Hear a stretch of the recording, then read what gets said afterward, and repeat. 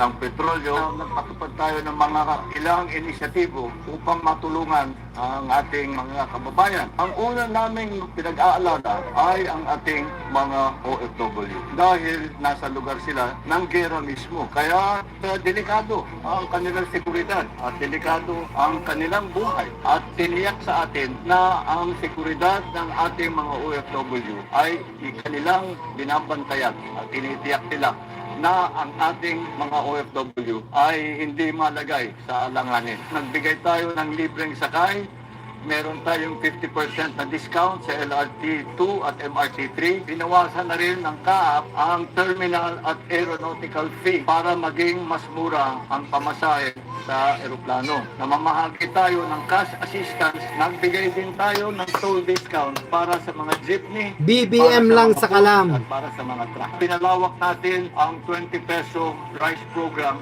sa 627 Totoo po yan.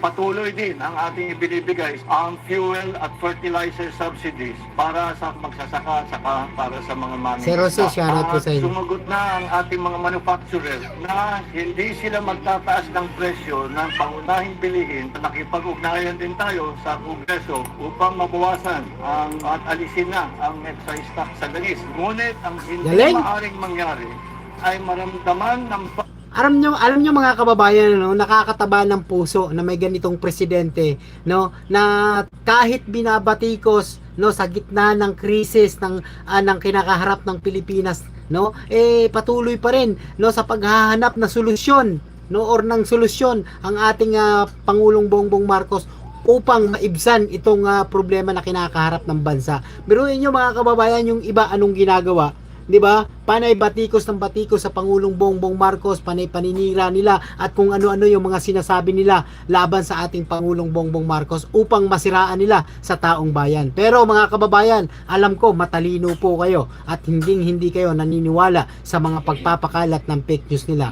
sa ating Pangulong Bongbong Marcos, no? Kung ano yung mga paninira nila sa ating Pangulong Bongbong Marcos.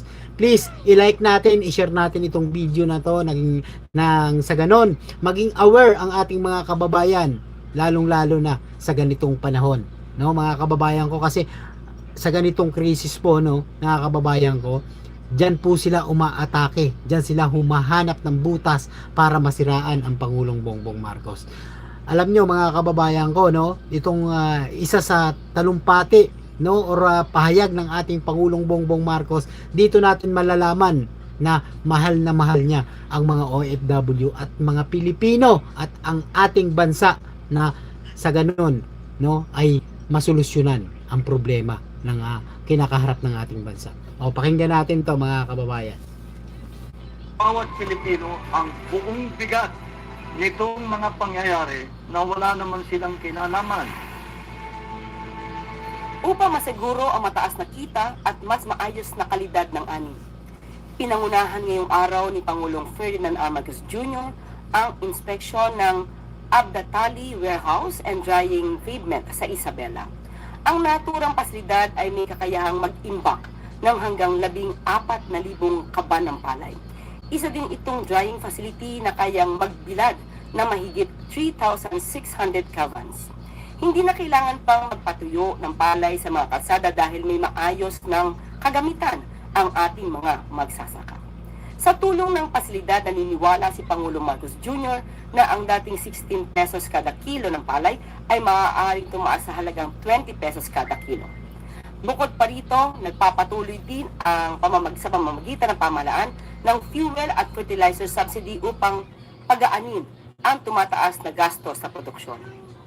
Isusunod na rin dito ang tulong pinansyal sa ilalim ng Presidential Assistance to Farmers, Fisherfolk and Families.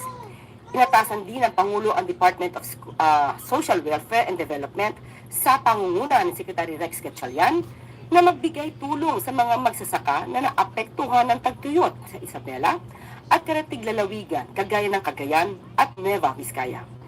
Ayon pa sa Pangulo, mahigit 23,000 farmers ang makakatanggap ng financial assistance na tig 10,000 piso. Nakikipag-ugnayan rin ang Department of Agriculture sa pangunguna ng Secretary Kiko Tiu Laurel Jr.